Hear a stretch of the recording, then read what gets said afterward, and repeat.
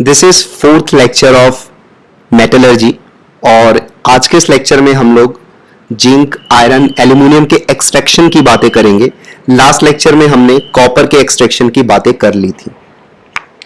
तो आज का लेक्चर काफी इंपॉर्टेंट है क्योंकि जो मेजॉरिटी पोर्शन है मेटलर्जी का जिसमें एक्सट्रैक्शन आता है वो आज के लेक्चर में कवर हो जाएगा। तो इसके बाद मोस्ट प्रोबेबली एक लेक्चर और होगा मेटलर्जी का जिसमें मेटलर्जी पूरा कंप्लीट हो जाएगा। तो आज के लेक्चर को स्टार्ट करते हैं with first heading of today, that is extraction of zinc from ZnS। तो ZnS से हम जिंक का एक्सट्रैक्शन करेंगे सबसे पहले आज के लेक्चर में। तो भाई स्टार्ट करते हैं आज का लेक्चर। देखिए सबसे पहली बात यह है कि the most common ore of zinc, जो मोस्ट कॉमनली यूज्ड होता है एक्सट्रैक्शन ऑफ जिंक में, वो है zinc blende, that is ZnS। तो ZnS है एक्सट्रैक्शन ऑफ जिंक में जो मोस्ट कॉमन ओर है, that is ZnS zinc blende करके। ठीक है, तो जिंक ब्लेंड से हम Zn को एक्सट्रैक्ट करेंगे, जिंक को एक्सट्रैक्ट करेंगे। So first point is concentration is done by the Froth flotation process. Obviously it is a sulfide ore, तो सल्फाइड ओर का जो concentration होता है वो Froth flotation process से होता है, that we know। तो यहाँ पर फर्स्ट वाला पॉइंट तो है कि आपके हाथ में ZnS आ गया। अब इससे आपको Zn जिंक एक्सट्रैक्ट करना है, तो सबसे पहले आप इसका कॉन्सेंट्रेशन करेंगे ओर का। सबसे पहले तो आपने चूरा बना लिया होगा, अब उस चूरे को क्या करेंगे, आप कॉन्सेंट्रेट करेंगे। तो कॉन्सेंट्रेट करने के लिए 3 प्रोसेसेस थे, उन 3 प्रोसेसेस में हम फ्रोथ फ्लोटेशन यूज करेंगे। ठीक है, अब आ जाते हैं दूसरे पॉइंट पर। उसके बाद जब फ्रोथ फ्लोटेशन से कॉन्सेंट्रेशन हो जाएगा, उसके बाद हम ऑक्सीडाइज करेंगे, इसका ऑक्साइड बनाएंगे, जैसे ZnS को जिंक ऑक्साइड में कन्वर्ट करेंगे। तो इसके लिए हम यूज करते हैं रोस्टिंग, क्योंकि रोस्टिंग यूज होता है सल्फर ओर्स के लिए। क्यों यूज होता है रोस्टिंग? क्योंकि ऐसा करने से जब हम ऑक्सीजन के प्रेजेंस में सल्फाइड ओर्स को हीट करेंगे तो सल्फर SO2 के फॉर्म में बाहर निकल जाएगा। ठीक है, ये गैस बन के बाहर उड़ जाएगा। तो इस तरीके से बाय रोस्टिंग ZnS कन्वर्ट हो जाएगा जिंक ऑक्साइड में, ZnO में। ठीक है, तो ये हो गया second point which is very easy. हम पहले से भी जानते थे कि जो सल्फाइड ओर्स है उनके लिए रोस्टिंग की जाती है। थर्ड पॉइंट में आप देखिए ऑक्साइड बन गया है, जिंक का ऑक्साइड हमें मिल चुका है। तो अब हम जिंक को रिड्यूस करेंगे, क्योंकि ऑक्साइड का रिडक्शन आसान होता है, इसलिए हम सबसे पहले ऑक्साइड में कन्वर्ट करते हैं किसी भी ओर को। ठीक है, तो अब हम ZnO से जिंक को रिड्यूस कर देंगे। ये रिडक्शन किया जाता है कोक की सहायता से हाई टेम्परेचर पर, और टेम्परेचर की वैल्यू होती है 1673 केल्विन। तो कोक की सहायता से रिडक्शन कर देंगे, जिंक ऑक्साइड से जिंक बना देंगे। ठीक है, यहां पर एक बहुत इंपॉर्टेंट पॉइंट याद रखने वाला है, that is fourth point. Since boiling point of zinc का जो बॉइलिंग पॉइंट होता है ना, वो होता है 1180 केल्विन। इसका मतलब क्या है, आप 1673 केल्विन पर जिंक ऑक्साइड को हीट कर रहे हो और उसका बॉइलिंग पॉइंट ही 1180 है। इसका मतलब 1673 केल्विन पर आपको जिंक के वेपर्स देखने को मिलेंगे, है ना, क्योंकि वो पहले से बॉयल होना स्टार्ट हो गया होगा, जिंक के वेपर्स देखने को मिलेंगे आपको। So zinc immediately forms vapour and distils over, leaving behind the non volatile impurities. अब देखो ऐसा करने से क्या होता है, इतने हाई टेम्परेचर पर उसको हीट करने से क्या होता है, कुछ नॉन वॉलेटाइल इंप्यूरिटीज भी होती हैं। ठीक है, जैसे कैडमियम हो गया, लेड हो गया, आयरन हो गया, तो ये नॉन वॉलेटाइल इंप्यूरिटी है, मतलब इनके वेपर्स नहीं बनेंगे। तो इसका मतलब क्या हुआ, इसका मतलब ये हुआ कि नॉन वॉलेटाइल इंप्यूरिटी तो नीचे ही बैठी रह गई। ओके, नीचे ही बैठी रह गई, और क्या हुआ कि वॉलेटाइल बनके, जिंक वॉलेटाइल बनके गैसियस फॉर्म में ऊपर उड़ गया। ठीक है, अब फिर हम क्या करेंगे, उस गैस को कलेक्ट कर लेंगे। Now this gas containing zinc vapour, ठीक है, इसको हमने कलेक्ट कर लिया and it is cool to yield solid zinc. इसको कूल डाउन कर लिया जिससे हमें सॉलिड जिंक मिल गया। Now this obtained crude zinc, यहां से जो हमें जिंक मिला है इसको हम बोलते हैं स्पेल्टर। ठीक है, तो this is fourth point and this seems to be a important point. तो ये वाला पॉइंट आप अच्छे से याद रखेंगे, क्योंकि यहां पर अच्छे से बात हुई है कि जो बॉइलिंग पॉइंट है वो 1180 है। तो यहां पर जो आप 1673 पर जब इसको हीट करोगे तो इससे जिंक के वेपर्स मिलेंगे। इससे फायदा क्या हुआ, फायदा ये हुआ कि नॉन वॉलेटाइल जो इंप्यूरिटीज हैं वो अलग हो गई, वो सेपरेट हो गई, जैसे कैडमियम, आयरन और लेड की इंप्यूरिटीज। ठीक है, तो मुझे लगता है ये 4 पॉइंट हो चुके हैं। बाकी अब 5th पॉइंट से भी हम लिखना स्टार्ट करेंगे, मतलब समझना स्टार्ट करेंगे। आप यहां से लिखना स्टार्ट करो, तब तक मैं डाउट देख लेता हूं। कैल्सिनेशन से क्यों नहीं कन्वर्ट किया है? ऑब्वियसली अभी बताया ना, सल्फर की इंप्योरिटी को हटाने के लिए सल्फर को हटा देंगे हम, SO2 बन के निकल जाएगा। ये तो मैंने ऑलरेडी बताया था कि सल्फर के ओर्स में आपको रोस्टिंग करना है, उस समय भी मैंने आपको वहां पर एक्सप्लेन किया था। ठीक है, तो यहां से हेडिंग लिख के लिखना स्टार्ट करेंगे। और while writing always try to understand all the points, फिर से उन पॉइंट्स को समझने की कोशिश किया करो, याद करने में हेल्पफुल होगा वो।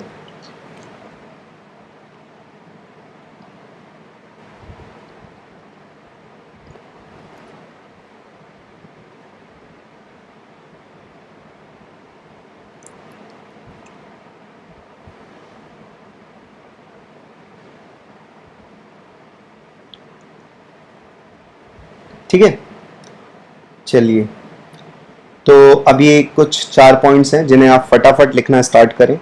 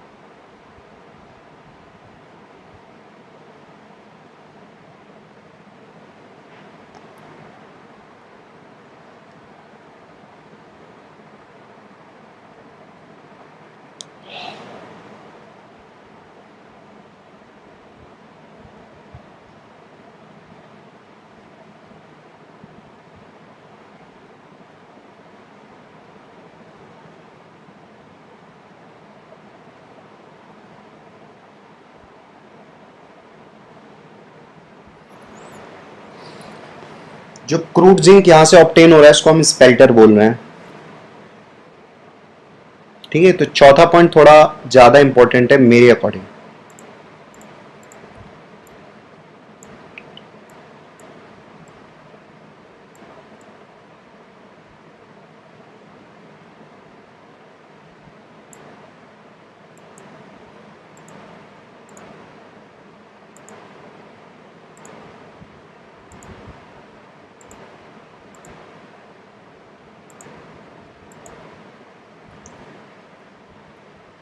कोई डाउट होगी पूछ लेना, बाकी बहुत सिंपल चीजें हैं, सिंप्लिसिटी से ही समझ ले।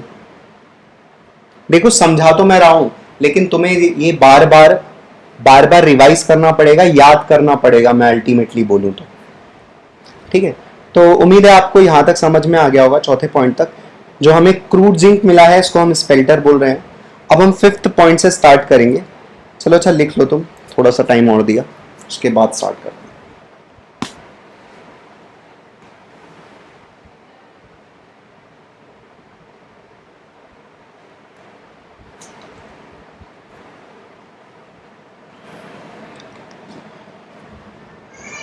ठीक है, चलो आगे स्टार्ट कर रहा हूं। अब अगर लिख लिया है तो ठीक है, नहीं लिखा तो वहीं पर छोड़ देना, समझना स्टार्ट करो। अब 5th पॉइंट से, लिखने को तो बाद में भी लिख लेना। 5th पॉइंट से समझते हैं। Further purification is done by fractional distillation method.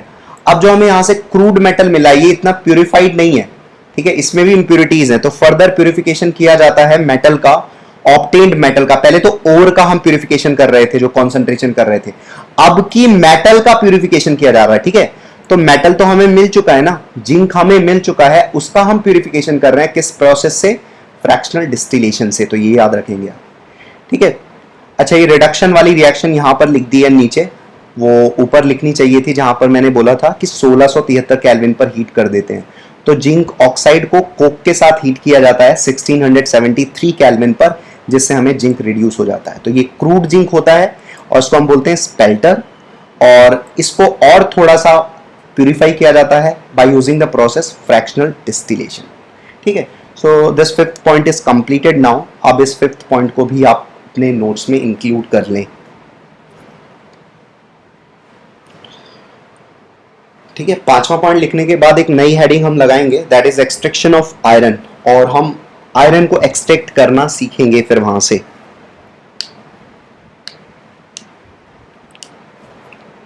जो भी बच्चे नए जुड़ते हैं वो डिस्क्रिप्शन बॉक्स में जाके टेलीग्राम लिंक को ज्वाइन कर लें, उस टेलीग्राम लिंक पर जाके चैनल को ज्वाइन कर लें लेटेस्ट अपडेट्स पाने के लिए लेक्चर्स के, क्योंकि लेक्चर में कोई भी चीज ऐसी होगी जो मुझे अपडेट करनी होगी तो मैं वहीं पर अपडेट करता हूं। ठीक है, तो I hope fifth point is also completed now and we are moving forward to the next heading, that is extraction of iron. तो आयरन को एक्सट्रैक्ट करना सीखेंगे। ये this is quite important in metallurgy, the extraction of iron is important as per my view. मेरे according iron का extraction ज़्यादा important है। अगर एग्जाम में क्वेश्चन पूछा जाना चाहिए तो आयरन के एक्सट्रैक्शन से पूछा जाना चाहिए। ठीक है, कौन सा ओर यूज करते हैं एक्सट्रैक्ट करने के लिए, that is Fe2O3। Fe2O3 ore use करेंगे आयरन को एक्सट्रैक्ट करने के लिए। ठीक है, सबसे पहला पॉइंट तो यही हो गया। अब इसका कॉन्सेंट्रेशन कैसे किया जाता है। ठीक है, कॉन्सेंट्रेशन कैसे किया जाता है उसको हम बोलते हैं ग्रेविटी सेपरेशन मेथड से। फोर्थ पॉइंट में थर्ड लाइन बता दीजिए, क्या बताऊं फोर्थ पॉइंट में थर्ड लाइन, बाद में आके देखना है ना, अभी हम आगे बढ़ चुके हैं तो बाद में मैं अभी जब लिखने को दे दूंगा तो बाद में एक बार कोशिश करूंगा देखने की, तब समझा दूंगा। ठीक है, उसमें कुछ ऐसा नहीं है, उसमें ये बोला गया है कि वो डिस्टिल हो गया है, वो अलग हो गया है, जिंक का वेपर सेपरेट हो गया है। चलो देखो ध्यान से, Fe2O3 से हम आयरन को एक्सट्रैक्ट कर रहे हैं। So first point is that concentration कैसे किया जा रहा है ओर का, वो है ग्रेविटी सेपरेशन मेथड, सबसे पहला पॉइंट है। दूसरा पॉइंट है कि भाई स्मेल्टिंग कहां पर करते हैं हम, स्मेल्टिंग करते हैं। Smelting, do you know smelting क्या होता है? जब हम रोस्टिंग या कैल्सिनेशन करते हैं तो उसी दौरान स्मेल्टिंग भी करते हैं, उसके अंदर फ्लक्स मिला देते थे जिससे स्लैग बन जाता था। तो यहां पर स्मेल्टिंग करने के लिए हम यूज करेंगे ब्लास्ट फर्नेस। यहाँ पर एक पिक्चर है जिसकी सहायता से मैं आपको समझाऊंगा ब्लास्ट फर्नेस में क्या क्या चीजें होती हैं। तो ये पिक्चर की सहायता से, ये एनसीईआरटी से उठाया गया पिक्चर है, तो इस पॉइंट से, इस पिक्चर से मैं आपको पूरा समझा दूंगा। ठीक है, तो अभी सबसे पहले आप एक्सट्रैक्शन ऑफ आयरन में ये 2 पॉइंट लिख लें, उसके बाद हम समझना स्टार्ट करते हैं और प्रोसेस स्टार्ट करते हैं क्या है।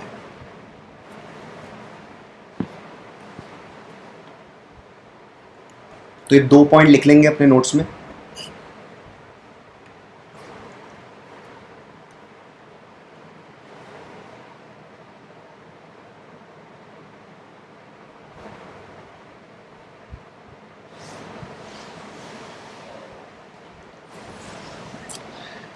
चलिए, तो आई थिंक आपने दोनों पॉइंट्स इंक्लूड कर लिए होंगे अब तक।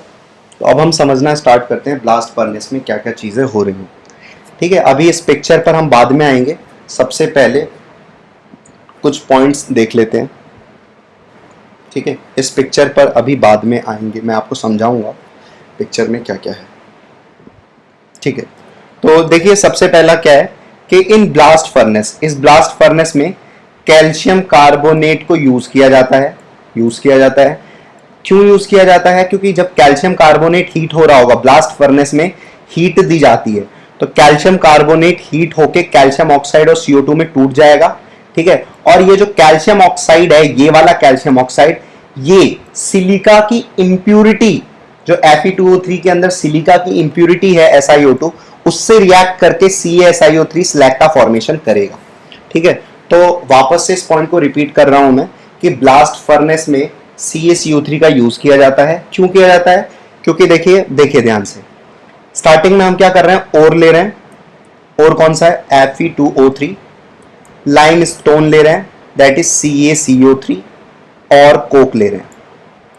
ठीक है, कार्बन ले रहे हैं। ठीक है, इन तीनों चीज को एक साथ डाल दिया गया ब्लास्ट फर्नेस में। ये पूरा एपरेटस जो है, इसको मैं थोड़ा सा जूम इन करता हूं फिर समझाता हूं। ठीक है, अब देखो ये पूरा एपरेटस जो है, ये पूरा ब्लास्ट फर्नेस है। ठीक है, अब देखो यहां पर 3 चीजें डाली गई, ओर डाला गया, लाइमस्टोन डाला गया, कोक डाला गया। फिर मैंने लाइमस्टोन का आपको बात बता दिया। लाइमस्टोन मतलब कैल्शियम कार्बोनेट की बात कर रहे हैं। ठीक है, इसको क्यों यूज किया गया है? ये सिलिका की इंप्योरिटी को रिमूव करने के लिए काम आएगा। क्यों? क्योंकि यहां पर देखो blast of air and oxygen, यहां से हॉट एयर रिलीज की जा रही है, यहां से हीट दी जा रही है, ठीक है, यहां से आप हीट दे रहे हो, हीट कर रहे हो, ठीक है। तो कैल्शियम कार्बोनेट कैल्शियम ऑक्साइड और CO2 में ब्रेक हो जाएगा, ठीक है, इस हीट से। और ये कैल्शियम ऑक्साइड इस ओर के अंदर सिलिका की जो इंप्यूरिटी है SiO2, ठीक है, उससे कंबाइन हो जाएगा और CaSiO3 कैल्शियम सिलिकेट का फॉर्मेशन करेगा, दैट इज स्लैग।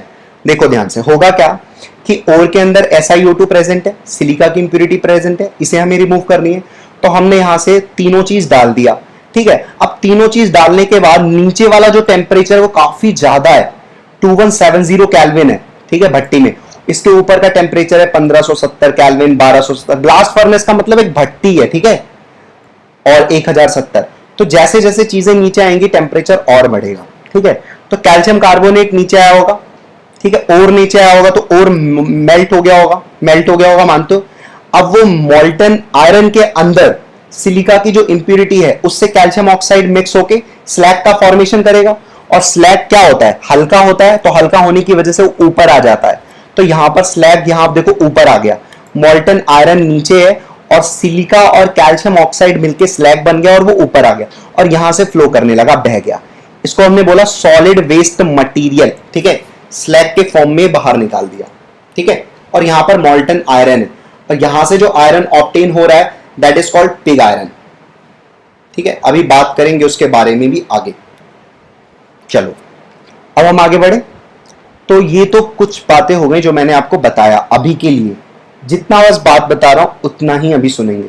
अब देखो कुछ रिएक्शंस होती हैं, वो रिएक्शंस यहां पर दी हैं। जैसे और के अंदर भाई जो मेन चीज है वो क्या है? Fe2O3। ये थोड़ा सही से दिख नहीं रहा है ना शायद, ये Fe2O3 है, पूछ लेना मुझसे अगर कहीं पर दिखने वाली प्रॉब्लम होती है तो।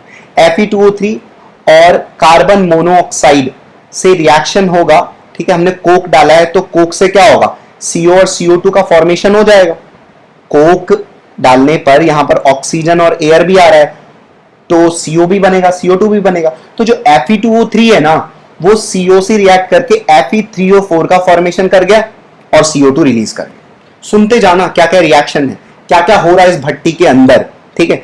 अब ये जो Fe3O4 बना है ना, ये फिर से कार्बन मोनोऑक्साइड से रिएक्ट करके आयरन का ऑक्साइड बना गया FeO। इतना ठीक है, बात समझे। और ये तो मैंने आपको बता दिया कि लाइमस्टोन किस में कन्वर्ट हो गया और कैसे स्लैग बन गया।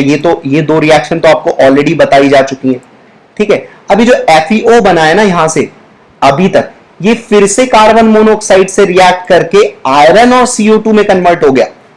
ये आयरन कौन सा आयरन है? ये मोल्टन आयरन है, ये जो यहां से निकल रहा है ये वाला, ये इसको हम पिग आयरन बोल रहे हैं। ये वाला जो आयरन है this is called as pig iron, ठीक है। पिग आयरन मतलब खराब आयरन है, अच्छी क्वालिटी का आयरन नहीं मिल रहा है अभी, इसको अभी हम सही करेंगे, ठीक है। This is pig iron. तो ये पिग आयरन मिल गया। अच्छा, कैसे CO का फॉर्मेशन हुआ? कार्बन कोक लिया था हमने, वो CO2 से मिक्स होके CO का फॉर्मेशन कर दे रहा है, ठीक है। इस तरीके से बना है, कोई डाउट नहीं है ना। और FeO जो है, FeO CO से भी रिएक्ट करके Fe का फॉर्मेशन करेगा और कार्बन से भी रिड्यूस हो जाएगा और Fe का फॉर्मेशन करेगा। तो इतनी सारी चीजें हो रही हैं इस भट्टी के अंदर, वो सारी रिएक्शंस को यहां पर डिस्प्ले किया गया है। तो आपको बहुत चिंता करने की जरूरत नहीं है, सिर्फ एक ये वाली रिएक्शन याद रखनी है, ठीक है। तुम्हें कैसे याद रखना है मैं सिंप्लीफाई कर देता हूं। जैसे Fe2O3 CO से रिएक्ट करके Fe3O4 बनाया, फिर Fe3O4 फिर से CO से रिएक्ट करके FeO बनाया, फिर FeO फिर से CO से रिएक्ट करके Fe बनाया और FeO C से भी रिएक्ट करके Fe का फॉर्मेशन कर देता है। बात समझ गए? तो यहां पर इस तरीके से फॉर्मेशन हो जा रहा है। क्लियर है ना ये पॉइंट? ओके। तो ये सारी रिएक्शंस हैं जो तुम्हें याद रखनी है। ये Fe3O4 लिखा है, अगर तुम्हें समझ नहीं आ रहा है तो this is Fe3O4, this is Fe2O3, this is also Fe3O4। थोड़ा ब्लड तो है, ठीक है। चलो तो ये रिएक्शन लिख लो और ये पिक्चर बनाओ।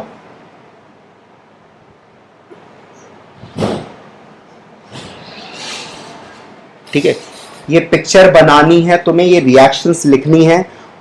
आराम आराम से करो, जो कि सारी चीज तुम डाइजेस्ट कर पाओ अच्छे से। टेक योर टाइम, 5 मिनट का टाइम लो, डायग्राम बनाओ। ऐसा लेजी पना मत दिखाना कि ये डायग्राम तो मैं बाद में बना लूंगा। कहाँ भागे जा रहे हो, यहीं पर हो ना, तो अच्छे से अभी बनाओ डायग्राम। बस रिएक्शंस लिखो सारी जो बगल में लिखी हुई है।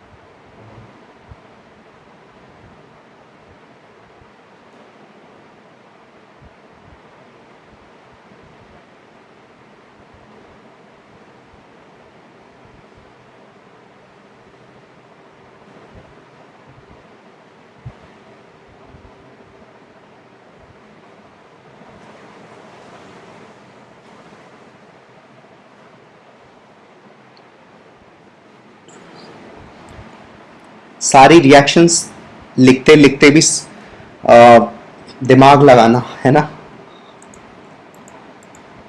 ये सब मिटा दे रहा हूं ना अभी। Fe2O3 है सबसे पहले। अच्छा, मैं इधर ना सिंप्लीफाई करके लिख दे रहा हूं इन रिएक्शंस को, याद कैसे करना है तुम्हें। ठीक है, ये ब्लास्ट फर्नेस का पिक्चर है। बाकी समझने वाली चीज तो तुम्हें समझ में आ गई होगी। मैं हटा दे रहा हूं उसको, है ना।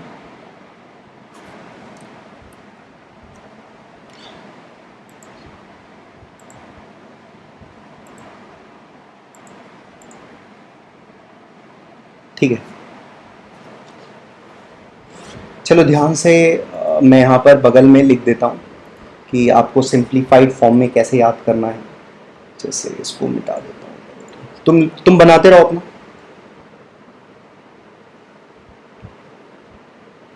ये भी लिख लेना, ये जो आयरन है वो पिग आयरन है, आगे लिखा हुआ है मैंने, तो टेंशन लेने का जरूरत नहीं है। सिंपल सी बात है कि आपके पास है पहले Fe2O3 और ये किससे कंबाइन हो रहा है, CO से, और कंबाइन होके क्या बना रहा है, Fe3O4। पहली रिएक्शन ये है, Fe3O4 ये बन गया। अब ये वापस से Fe3O4 CO से कंबाइन हो रहा है। ठीक है, ये CO से कंबाइन होके क्या बना रहा है, FeO बना रहा है। और ये वापस से FeO किससे कंबाइन हो रहा है, फिर से CO से कंबाइन हो रहा है। ठीक है, और CO से कंबाइन हो रहा है या C से भी कंबाइन हो रहा है। ठीक है, C से भी कंबाइन हो रहा है, CO से भी कंबाइन हो रहा है, और बना क्या रहा है, Fe। ठीक है, CO से कंबाइन होगा तो CO2 बनाएगा। यहाँ पर देखो FeO प्लस CO, CO2 बना रहा है, और C से कंबाइन होगा तो CO बनाएगा। ठीक है, अब ये जो CO आई है ये कहाँ से आई है, ये आई है भाई, कार्बन हमने कोक डाला था और यहाँ से ऑक्सीजन डाल रहे हैं, ये ऑक्सीजन, तो C प्लस O2 मिलके CO2 बन गया। ठीक है, समझे क्या। और कार्बन और CO2 मिलके CO बन गया। ठीक है, तो सिंप्लीफाई कर दिया मैंने रिएक्शंस को। आई होप आपको समझ में आ गई होंगी चीजें ना।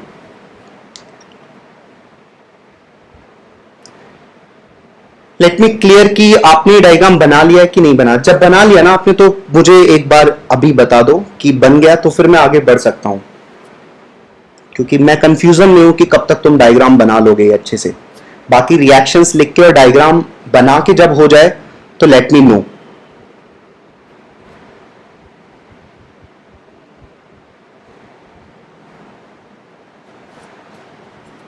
ठीक है, यहां पर मैंने रिएक्शंस को बहुत सिंप्लीफाइड फॉर्म में लिखा है, तुम कैसे याद कर सकते हो। और बाकी ये स्लैग वगैरह वाली रिएक्शंस तो पहले भी हमने याद करी है। ठीक है, ये जो 2 रिएक्शंस है ना, ये वाली रिएक्शन, ये तो अभी मैं अभी मैं और सिंप्लीफाई करके लिख देता हूं इनको। ठीक है, तब तक तुम ये लिख लेना, चाहे तो इस तरीके से रिएक्शंस लिख लेना जो मैंने यहां पर लिखी है।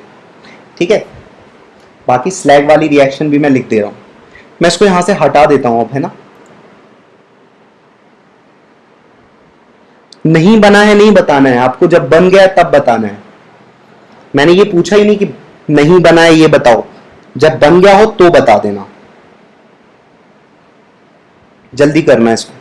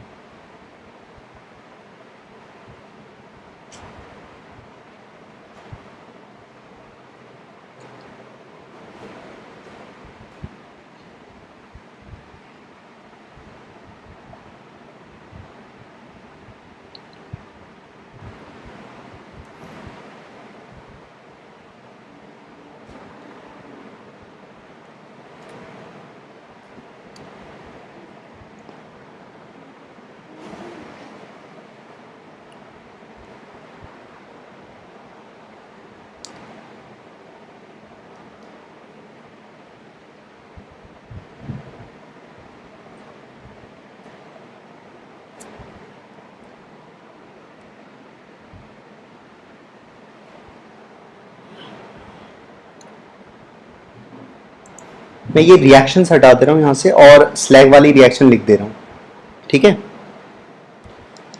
तो अगर मान लो नहीं भी लिखी होगी ना तो वीडियो बैक कर लेना, लाइव वीडियो में बैक हो सकता है, ठीक है।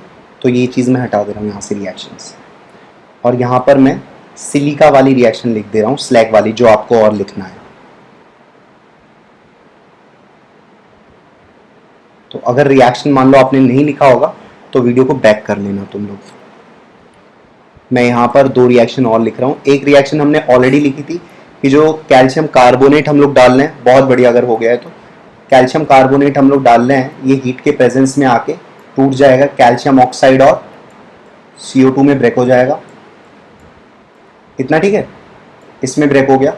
अब ये जो कैल्शियम ऑक्साइड है ये सिलिका की इम्प्यूरिटी से मिलके, SiO2 की इम्प्यूरिटी से मिलके, है ना, स्लैग का फॉर्मेशन कर जाएगा। और स्लैग बहुत हल्का होता है इसलिए ऊपर तैरने लगेगा। तो यहां से यहां से तो कौन निकलेगा, स्लैग निकलेगा, और नीचे वाले से कौन निकलेगा, पिग आयरन निकलेगा, आयरन निकल जाएगा। लेकिन ये अच्छी क्वालिटी का आयरन नहीं है इसलिए इसको पिग आयरन बोल रहे हैं। यहाँ पे एक स्लैग का फॉर्मेशन हो जाएगा CaSiO3 कैल्शियम सिलिकेट का, ठीक है। चलो, तो यहां तक आपको लिखना है, बहुत बढ़िया। बाकी बच्चों का भी कंप्लीट हो ही गया होगा, ठीक है। अगर नहीं हुआ होगा तो बाद में कर लेना है, बैक करके कर लेना। चलो, अब जो हमने कुछ पॉइंट्स अभी तक देखे हैं, कुछ पॉइंट्स बोले हैं, उन्हीं को वापस से पॉइंट्स के फॉर्म में फिर से समझेंगे। जैसे ये पॉइंट तो वापस से बोल दे रहा हूं मैं कि ब्लास्ट फर्नेस में CaCO3 is used and it forms calcium oxide and CO2 and this calcium oxide react with SiO2 to form CaSiO3 which is slag. तो स्लैग अलग से निकल जाएगा, ठीक है। फिर कुछ और पॉइंट्स हैं जिन्हें हम यहाँ पर अब कवर कर रहे हैं, देखेंगे। तो ये वाला भी पॉइंट आपको लिखना है। बाकी नेक्स्ट पॉइंट है कि obtained iron from this process, ये प्रोसेस से जो भी हमें आयरन ऑब्टेन हुआ है that is called as pig iron, ठीक है। पिग आयरन ये ब्रिटल नेचर का होता है, ब्रिटल नेचर का होता है, ठीक है। ब्रिटलनेस क्यों होती है इसके अंदर, क्योंकि इसके अंदर कार्बन का जो परसेंटेज होता है वो काफी ज्यादा होता है, दैट इज 4% कार्बन होता है इसके अंदर। तो पिग आयरन बहुत ही घटिया क्वालिटी का आयरन होता है, जो यहां से हमें डायरेक्टली ये आयरन जो मिल रहा है दिस इज पिग आयरन, ठीक है।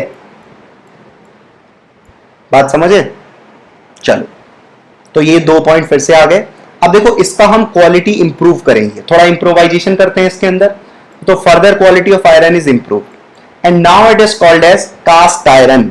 तो पिग आयरन से अच्छा आयरन होता है कास्ट आयरन, उसके अंदर कार्बन का परसेंटेज 3% होता है, ये भी ब्रिटल होता है, कास्ट आयरन भी ब्रिटल नेचर का होता है। पता है कास्ट आयरन आप वहां यूज करते हो, ये जो रेलवे की पटरियां बनती हैं ये कास्ट आयरन की बनी होती है, बात समझे। तो कास्ट आयरन थोड़ा अच्छा फॉर्म है पिग आयरन से, लेकिन जो प्योरेस्ट फॉर्म ऑफ आयरन होता है that is called as wrought iron, ठीक है, इसको हम बोलते हैं रॉट आयरन। इसके अंदर कार्बन का परसेंटेज 3% से भी कम होता है और ये मैलिएबल होता है, ठीक है। जो भी आयरन के सामान वामान बनाए जाते हैं, ठीक है, लोहे के कुछ भी सामान बनाए गए तो वो कहां से बनाए जाएंगे, रॉट आयरन से बनाए जाएंगे। It is malleable iron, okay.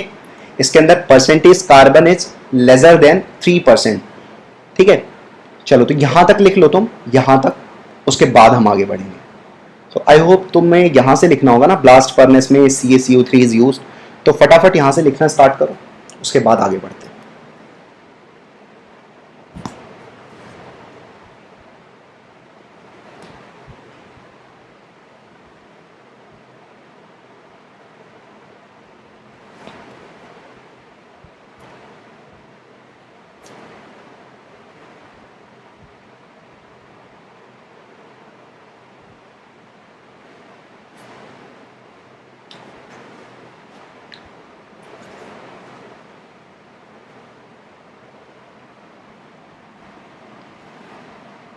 ठीक है, यहां तक लिख लो।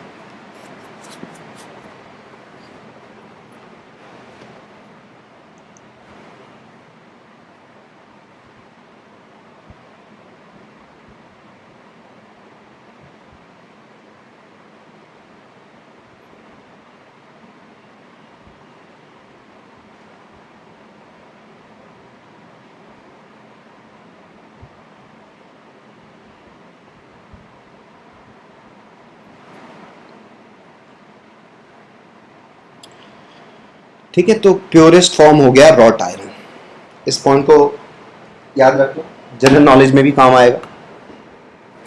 तो प्योरेस्ट फॉर्म आयरन का होता है रॉट आयरन, इसके अंदर परसेंटेज ऑफ कार्बन काफी कम होता है, जिससे इसकी ब्रिटलनेस काफी कम होती है, मैलिएबल होता है।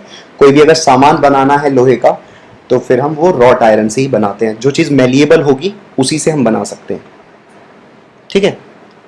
चलो अब आगे देखो, ये जो पिग आयरन होता है, तो पिग आयरन को हीट करते हैं इन प्रेजेंस ऑफ ऑक्सीजन, तो इसके अंदर जो कार्बन है ना, पिग आयरन के अंदर कार्बन है, वो CO2 बन के उड़ जाएगा, तो इसके अंदर का आयरन, इस पिग आयरन के अंदर का कार्बन जो है वो थोड़ा सा कम हो जाएगा ऑक्सीजन के प्रेजेंस में हीट करने पर।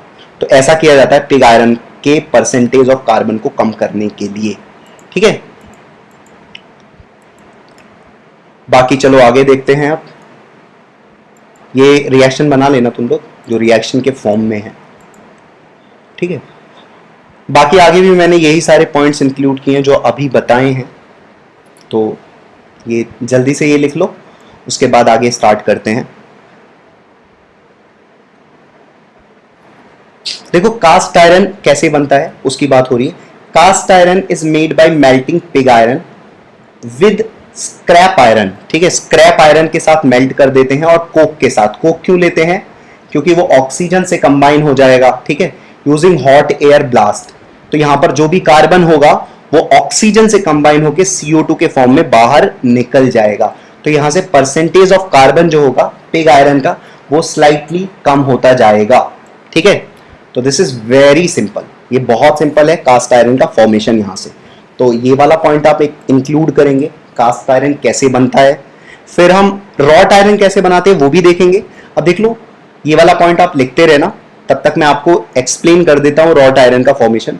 Rot iron is made from cast iron, तो कास्ट आयरन से बनाया जाता है wrought iron by oxidising impurities in reverberatory furnace. ये नाम याद रखना है कि फर्नेस का नाम क्या है, रिवर्बरेटरी फर्नेस के अंदर ऑक्सीडाइज किया जाता है। ऑक्सीडाइज करने का मतलब क्या है कि जो कार्बन है वो ऑक्सीजन से कंबाइन होकर CO2 बन के निकल जाए, ठीक है।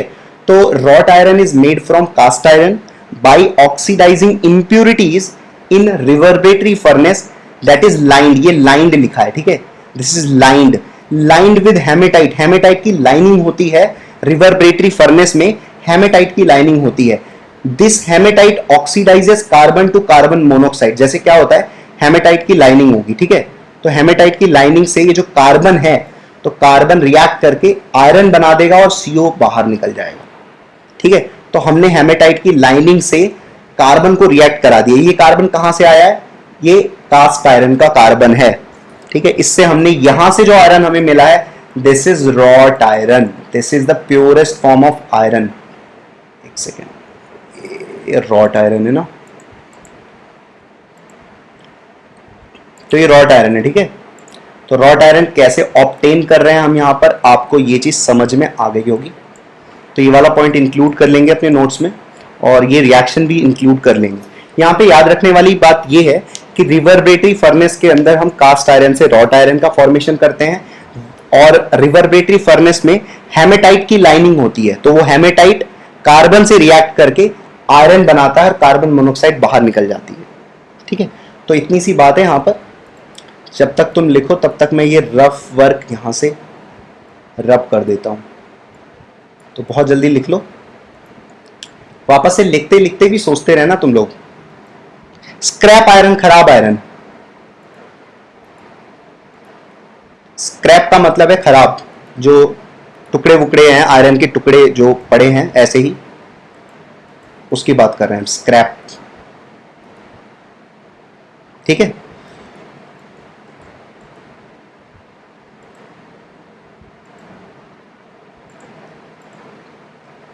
फटाफट लिख लो ये।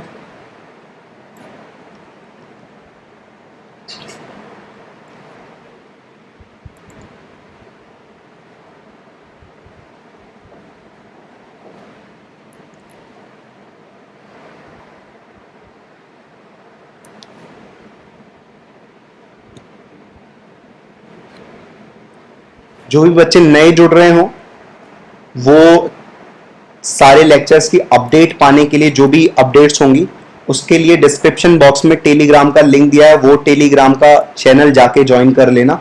वहां पे लेक्चर से रिलेटेड अपडेट्स मिल जाएंगी। जो मुझसे पर्सनली नहीं जुड़ा है वो टेलीग्राम पर जाके वहां से जुड़ सकता है।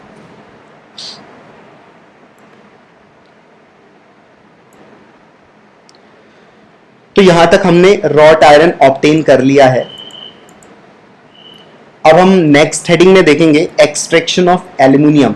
एल्यूमिनियम को हम कैसे एक्सट्रैक्ट करते हैं वो चीज यहां पर अब देखने वाले हैं।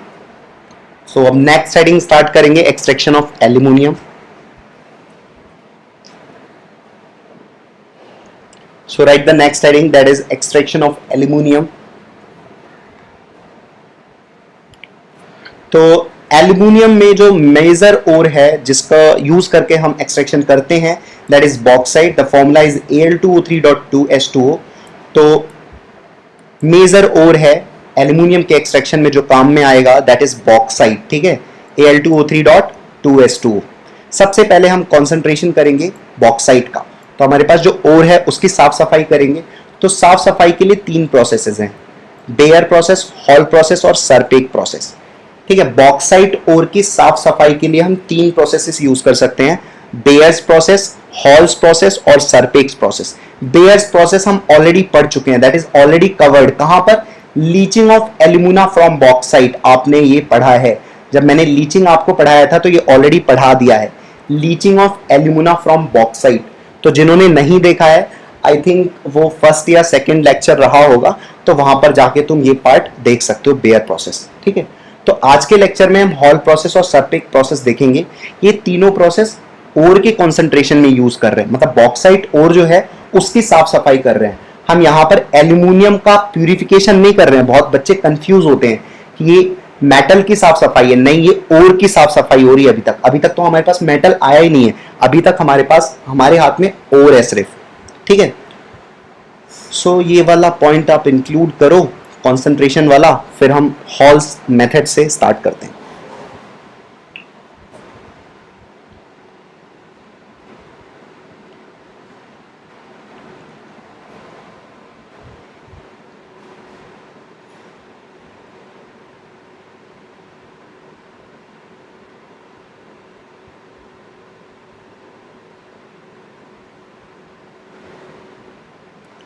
बेयर प्रोसेस हम ऑलरेडी कवर कर चुके हैं लीचिंग के अंदर, तो इससे वापस से मैं नहीं बता रहा हूं, ऑलरेडी बताया जा चुका है, तो वहां पर जाके आप देख लेना। आगे हम हॉल्स मेथड से कवर करेंगे, तो अगर आपने लिख लिया होगा तो मैं आगे स्टार्ट करता हूं हॉल्स मेथड, या नहीं लिखा तो जल्दी लिखो।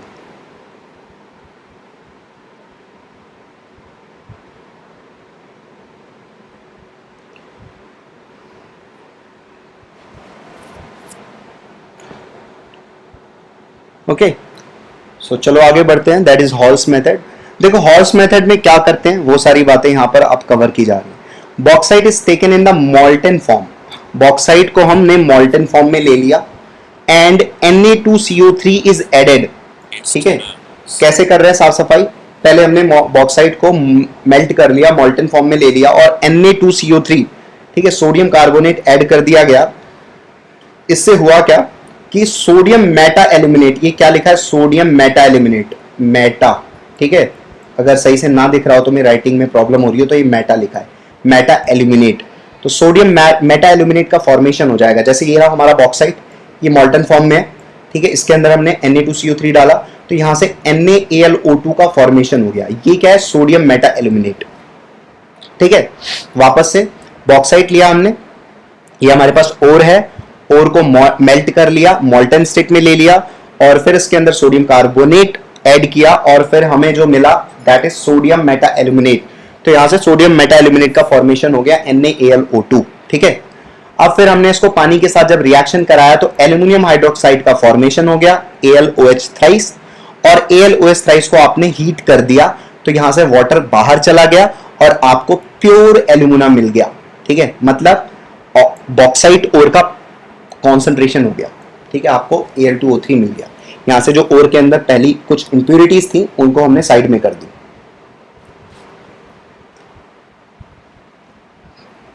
ठीक है, तो ये रिएक्शंस हैं हॉल्स मेथड की, इनको आप फटाफट लिख लेना। ये एनसीईआरटी में हॉल मेथड दिया नहीं है, तो मेरे हिसाब से बहुत इंपॉर्टेंट नहीं है हॉल मेथड।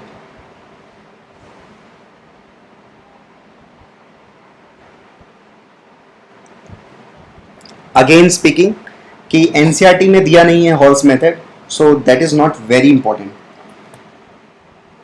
मेरे हिसाब से बहुत इंपॉर्टेंट नहीं है हॉल मेथड।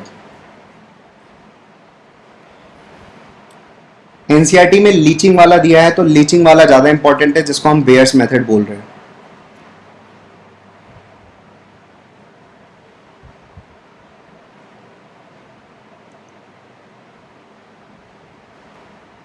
ठीक है, रिएक्शंस लिख लेंगे, रिएक्शंस काम की। बाकी ऐसा कुछ तो है नहीं कोई बहुत बड़ी चीज जिसे आप याद ना कर सको यहां से।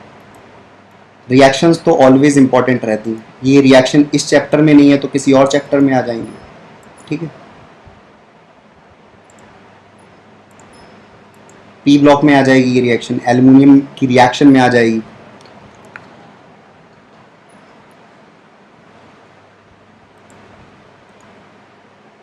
तो रिएक्शंस याद कर लेंगे, रिएक्शंस इंपॉर्टेंट है।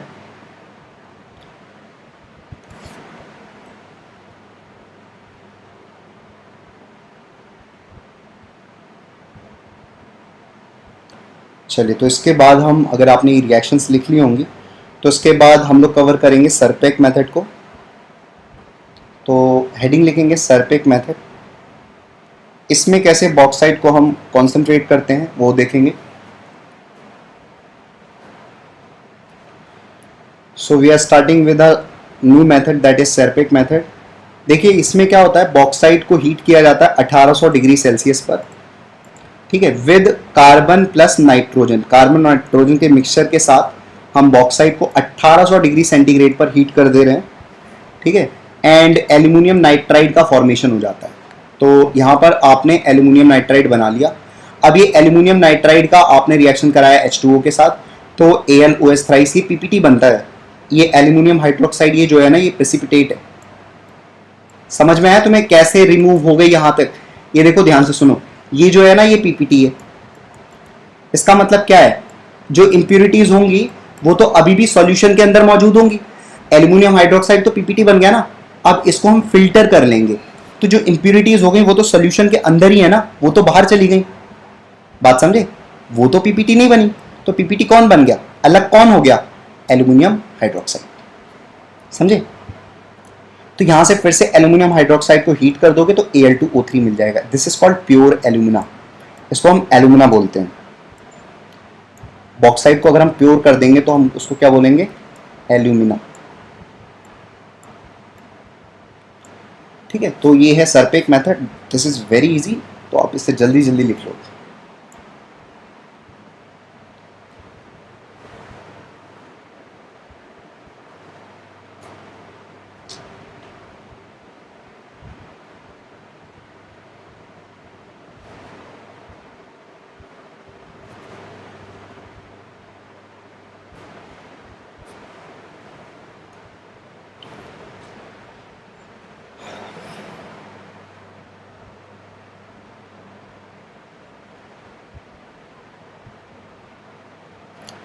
तो यहां पर एक चीज याद रखने वाली है, बॉक्साइड को कार्बन नाइट्रोजन से रिएक्ट करा दिया जाएगा तो एल्यूमिनियम नाइट्राइड का फॉर्मेशन हो जाएगा।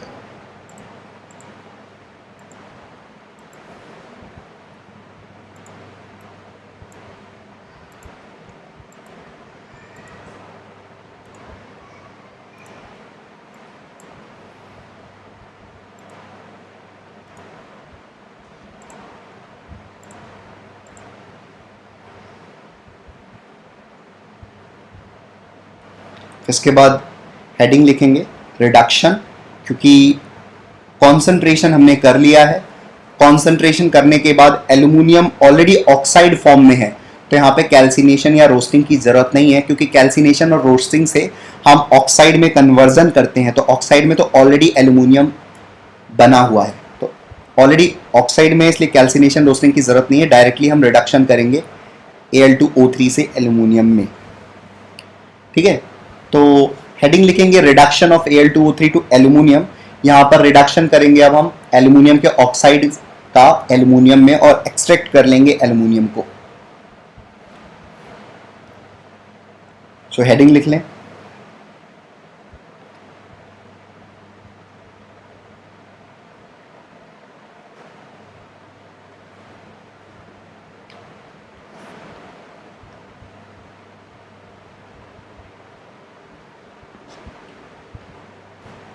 ठीक है, देखिए पहली बात तो ये यहां पर इंपॉर्टेंट है कि जो SRP होता है Al2O3 का, वो कम होता है पानी के SRP से। इसलिए जो एल्यूमिना को लिया जाता है वो फ्यूज्ड स्टेट में लिया जाता है, मोल्टन स्टेट में लिया जाता है, ना कि एक्वस स्टेट में। ये जो हम रिडक्शन कर रहे हैं ना यूजिंग इलेक्ट्रोलाइसिस है, ये इलेक्ट्रोलिटिक रिडक्शन है। अब अगर तुमने चैप्टर रिवाइज किया हो तो तुम्हें याद होगा इलेक्ट्रोलिटिक रिडक्शन में दो तरीके थे। एक तो एक्वस स्टेट में हम करते थे इलेक्ट्रोलिटिक रिडक्शन, और एक मोल्टन स्टेट में करते थे। वो डिपेंड करता था कि SRP किसका कितना है। तो SRP Al2O3 का कम है, ठीक है, तो इस वजह से इसको हमने फ्यूज्ड स्टेट में कर दिया। इस बात को याद रखना। तो ये पहला पॉइंट हो गया, लिख लो।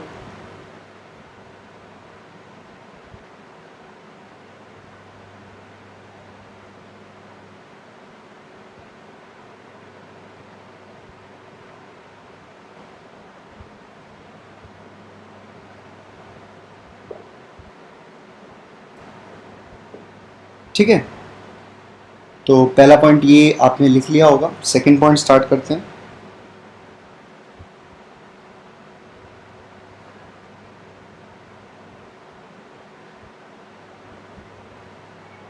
ठीक है, सेकंड पॉइंट स्टार्ट करते हैं।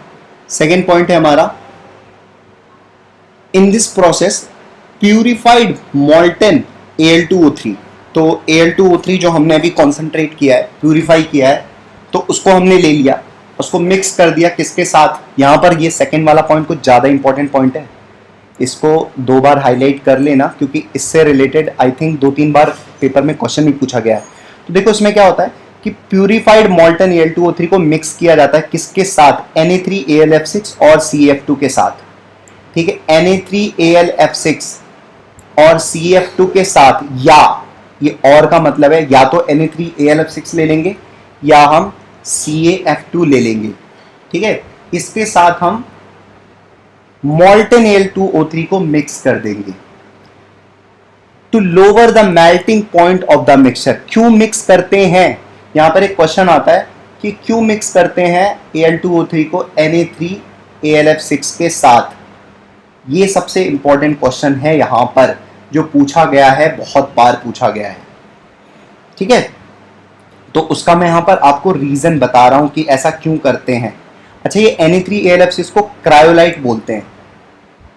ठीक है, इसको लिख लेना चाहे तो, यहां पर लिखा नहीं है मैंने, क्रायोलाइट। ठीक है, कभी कभी ऐसे पूछ लेते हैं कि Al2O3 में क्रायोलाइट क्यों मिलाया जाता है। क्यों मिलाया जाता है, देखो क्यों मिलाया जाता है, उसका उसका रीजन है to lower the melting point of the mixture, mixture का मेल्टिंग पॉइंट घटाने के लिए, and it also increases the electrical conductivity.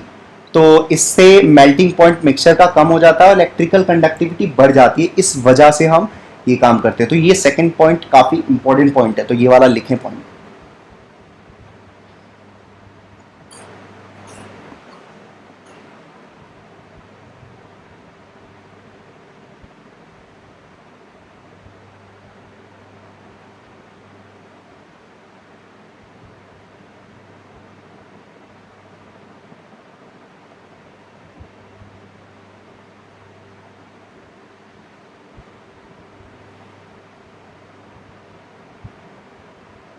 ठीक है, सेकंड पॉइंट आई होप आपने लिख लिया होगा, समझने वाली भी चीज समझ में आ गई होगी आपको। थर्ड पॉइंट में आप क्या है, अब जो ये मिक्सचर है पूरा, इस मिक्सचर को हम इलेक्ट्रोलाइज करेंगे। कौन सा मिक्सचर, Al2O3 का और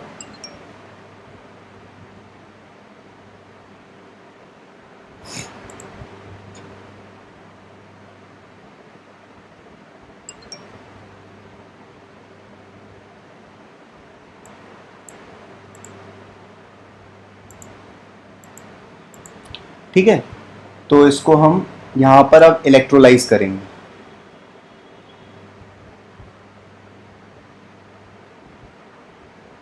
देखो इन इलेक्ट्रोलाइज करने के लिए एक इस तरीके से एपरेटस लिया जाता है जिसमें हम इलेक्ट्रोलिसिस परफॉर्म कराते हैं। तो ये एक एपरेटस है, देखो इसमें क्या होता है, मैं पहले आपको समझा देता हूं उसके बाद लिखते हैं। Steel vessel with lining of carbon act as cathode. तो यहां पर हम ये जो वेसल है, ये स्टील वेसल है, इसके अंदर कार्बन की लाइनिंग है। ये जो ये लाइनिंग दिख रही है आपको, ये कार्बन की लाइनिंग है ये पूरी। ठीक है, ये कार्बन की लाइनिंग है और कार्बन यहां पर कैथोड जैसे एक्ट करता है। तो यहां पर इंपॉर्टेंट पॉइंट क्या हुआ, इंपॉर्टेंट पॉइंट ये हुआ कि एल्यूमिनियम में जो इलेक्ट्रोलाइसिस किया जा रहा है उसमें कैथोड कौन होता है, कार्बन। ठीक है, ये क्वेश्चन बनाया जा सकता है यहां पर। Electrolysis of iron, sorry, electrolysis of aluminium में कैथोड कौन होता है, कार्बन। ठीक है, steel vessel with carbon lining, उसको कार्बन को हम कैथोड के रूप में इस्तेमाल कर रहे हैं। बात समझ गए। और यहां पर आप देखिए, ये कॉपर क्लैंप पर ग्रेफाइट की रॉड्स हैं, ये जो रॉड्स आपको दिख रही हैं ये ग्रेफाइट की रॉड्स हैं। तो लाइनिंग तो कार्बन की हो गई वेसल की, अब इसके अंदर हमने ग्रेफाइट की रॉड डाल दी। तो ग्रेफाइट किसके जैसे काम कर रहा है, यहां पर एनोड जैसे काम कर रहा है। ग्रेफाइट किसके जैसे काम कर रहा है, एनोड जैसे काम कर रहा है। यहां पे एक तो हमने कार्बन की लाइनिंग लगाई, वो कैथोड जैसे काम कर रही है, और ये किसके जैसे काम कर रहा है, एनोड जैसे काम कर रहा है। तो कैथोड और एनोड दो चीजें ले ली। अब हमने इसको प्लस बोला, ये वाला टर्मिनल, और इसको हमने ये जो कार्बन की लाइनिंग है इसको माइनस बोला, और इसको इलेक्ट्रिसिटी से कनेक्ट कर दिया। ठीक है, वोल्टेज लगा दिया। आया बात समझ में। ठीक है, तो अब इलेक्ट्रोलिसिस स्टार्ट हो गया। मिक्सचर में क्या क्या है, मोल्टन Al2O3 और क्रायोलाइट है, Na3AlF6 है। इसका इलेक्ट्रोलाइसिस स्टार्ट हो गया। ठीक है, तो ये बना लो आप, ये पिक्चर बना लो और फोर्थ पॉइंट लिख लो। इसमें रिएक्शन में क्या है, Al2O3 कार्बन से रिएक्ट करके एल्यूमिनियम का फॉर्मेशन करेगा और CO2 बाहर निकलेगा। अभी हम देख लेंगे आगे चल के। ये पिक्चर बनाओ तुम अभी, ये वाला पिक्चर, इसके अंदर जो जो चीजें लिखी हैं अच्छे से लिखना। एनसीईआरटी का पिक्चर है ये, लेकिन यहां पर इसे अभी बना लो।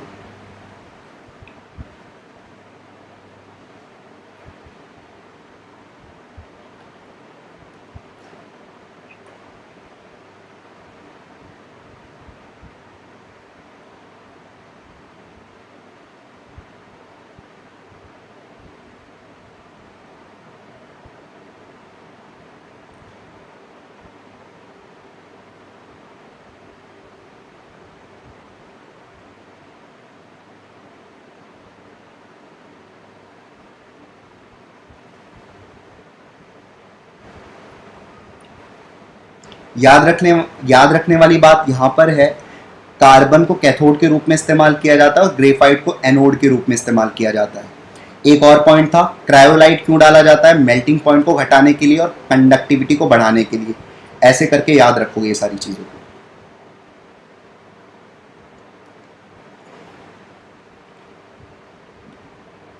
ये डायग्राम बना के हो जाए तो मुझे बता देना।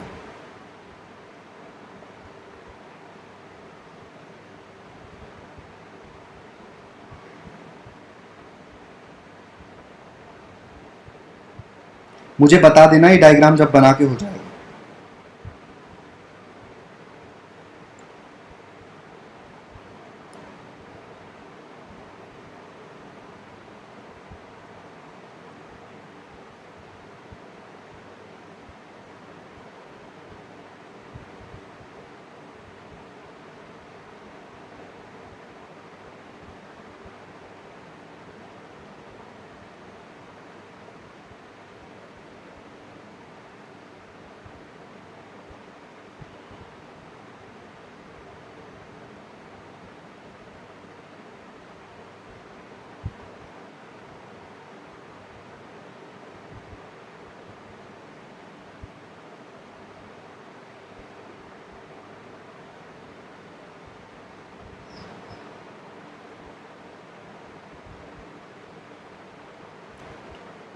ये पॉइंट भी लिखना है, ये वाला पॉइंट, नीचे वाला पॉइंट।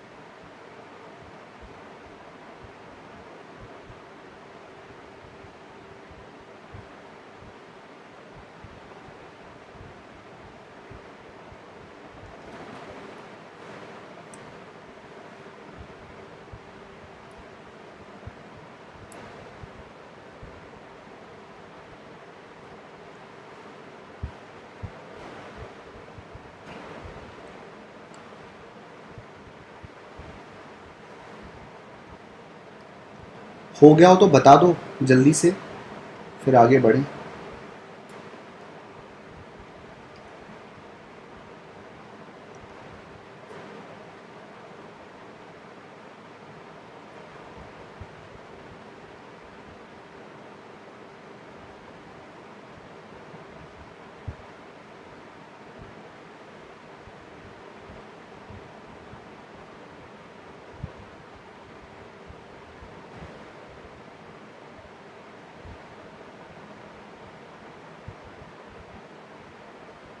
ओके,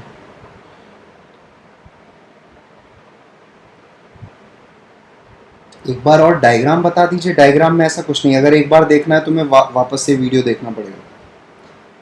ठीक है, ये वीडियो रहेगा ही ऑलरेडी, तो देख लेना। यहाँ पर बहुत सारे बच्चों का फिर वापस से लाइव में टाइम वेस्ट होगा, तो I will recommend this video for you all कि आप ये दोबारा देख लेना। ठीक है, ये मेरा सजेशन है जिसको समझनी है। Al2O3 और कार्बन मिलके यहाँ पर एल्यूमिनियम और CO2 का फॉर्मेशन कर रहे हैं, ये एक चीज़ है, ये भी चीज़ अपना इंक्लूड कर लेना। अच्छा, इस प्रोसेस को, ये जो इलेक्ट्रोलाइसिस वाला प्रोसेस हो रहा है पूरा प्रोसेस, इसको हम बोलते हैं हॉल हेरोल्ड प्रोसेस। ये इंपॉर्टेंट नाम है, एनसीईआरटी में भी दिया है ये नाम। ठीक है, तो इस नाम को याद रखना। ये जो पूरा प्रोसेस हो रहा है अभी इलेक्ट्रोलाइसिस का, जहां से हम एल्यूमिनियम ऑब्टेन कर रहे हैं, रिडक्शन यूजिंग इलेक्ट्रोलाइसिस, इस प्रोसेस को हम बोल रहे हैं हॉल हेरोल्ड प्रोसेस। तो नाम लिख लेंगे इसका, हॉल हेरोल्ड प्रोसेस।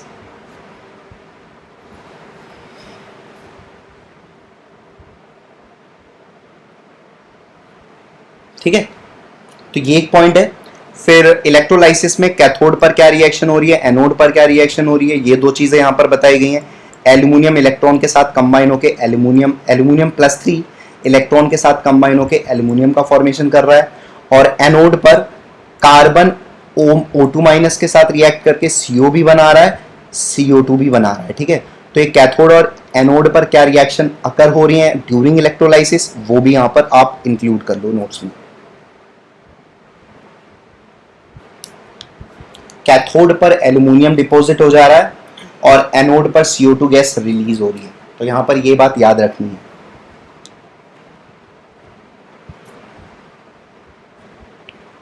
ठीक है, प्यूरिफिकेशन करते हैं एल्यूमिनियम का जिस एपरेटस के अंदर, उसको बोलते हैं हूप सेल। खाली इतना ही याद रखना है इसमें, बाकी नेक्स्ट लेक्चर में करेंगे। नेक्स्ट लेक्चर में प्यूरिफिकेशन स्टार्ट करेंगे। तो दो चीजें और बची हैं इस चैप्टर में, प्यूरिफिकेशन और एलिंगम डायग्राम। तो दोनों चीजें बहुत ज़्यादा टाइम की नहीं है, तो हो सकता है एक लेक्चर में कंप्लीट हो जाए या 2 लेक्चर ज़्यादा से ज़्यादा लगे। तो मेटलर्जी भी ऑलमोस्ट कंप्लीटेड है। ठीक है, तो बाकी इसको पूरा रिवाइज कर लेना तुम लोग अब अच्छे से। प्यूरिफिकेशन करते हैं होप सेल के अंदर, ये लास्ट पॉइंट है। तो आई होप आपको आज का लेक्चर अच्छे से समझ में आ गया होगा। मेरा सजेशन ये है कि आप लेक्चर्स को, ये स्पेशली इनऑर्गेनिक केमिस्ट्री को, मल्टीपल टाइम्स रिवाइज करते रहें, क्योंकि भूल जाएंगी चीज़ें। ठीक है, ये चैप्टर ख़त्म होने के बाद हम नेक्स्ट चैप्टर जो स्टार्ट करेंगे that will be D block.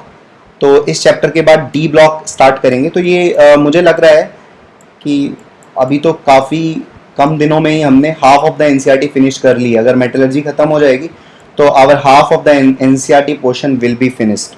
आधा पोर्शन एनसीईआरटी का खत्म हो जाएगा। जो फर्स्ट किताब है उसमें 8 चैप्टर हैं। ठीक है, तो 8 चैप्टर में 4 चैप्टर हम खत्म कर चुके होंगे ये चैप्टर कंप्लीट होने के बाद। ठीक है, तो आप रिवाइज करते रहें चीज़ों को। बाकी इसके क्वेश्चंस मैं आपको टेलीग्राम पर अपडेट कर दूंगा। ठीक है, बाकी कोई डाउट हो, कुछ पूछना हो तो पूछ सकते हो 1 मिनट के अंदर। फिर एंड करते हैं आज के सेशन को।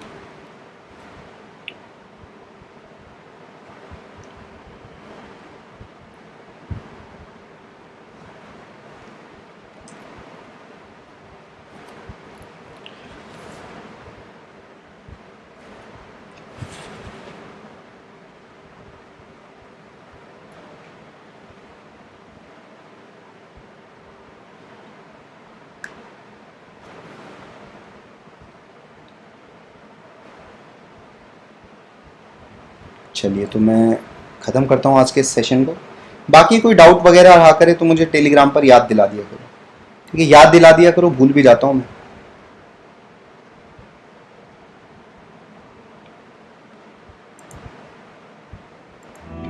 Lecture is complete now. Thank you for watching.